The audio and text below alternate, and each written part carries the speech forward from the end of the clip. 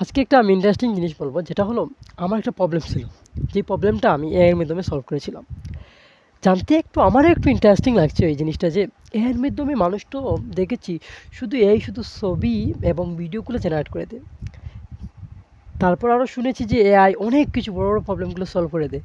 তাহলে আমি একটু ট্রাই করে দেখেছিলাম, যেটা আমার একটা প্রবলেম ছিল, যেটা হলো আমার বিগত প্রায় ১ বছর হবে, না হলে একটা ৮-৯ মাসের দিকের মতো হচ্ছিল আমার ইউটিউব চ্যানেলটা বড় ছিল। দ্যাটস অফ আমি অনেক ট্রাই করেছি, তার পারি নাই। সো আমি এখন কী করেছি, এটা এআইয়ের মাধ্যমে এটা সলভ করেছি, এআই টুলস ইউজ করে। তো বাট একটু আনকনফিউশন লাগতেছিল এই যে এই জিনিসটা যে একটু কীভাবে করব।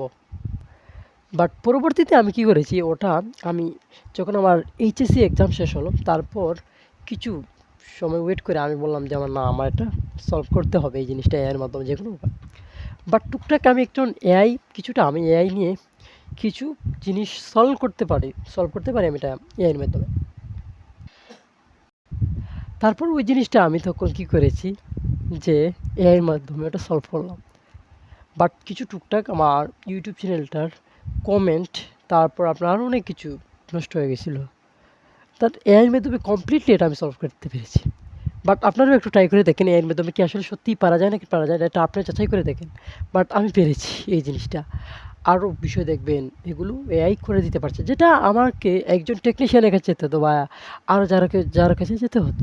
তো না গিয়ে আমি এটা এআইয়ের মাধ্যমে সলভ করে ফেলেছি, যেখানে আমার কমপক্ষে খরচ হতো ১৫০০ থেকে ১,০০০ টাকা মতো।